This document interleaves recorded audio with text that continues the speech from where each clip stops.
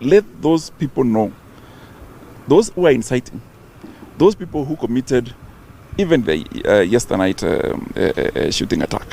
We are treating that as an isolated, that's a criminal attack. It's got nothing to do with the community, but we are going to go for them. And we've given a firm instructions to the commanders in this area that we are giving them between 48 and 72 hours to do arrest and to bring the situation in Angata, Baragoi, and Lolgorian to a peaceful situation.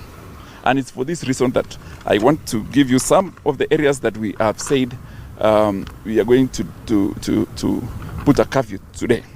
In Transmara West, we are going to put a curfew in Ngararo.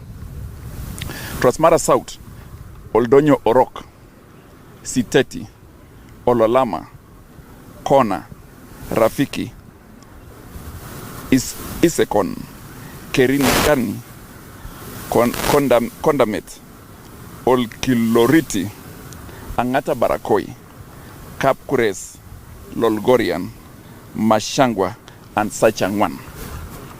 Those areas are going to, by 6 p.m. to 6 a.m., we will not allow people to walk around until order and peace is sustained in this particular area. So nawaonya vikali sana our watu, those who are advancing criminal activities, that from today they better surrender. All those people with guns, illegal guns, they surrender. We're giving them 72 hours to surrender to the nearest police station and nearest administration officers or chiefs, for that matter, or churches, before we come for them.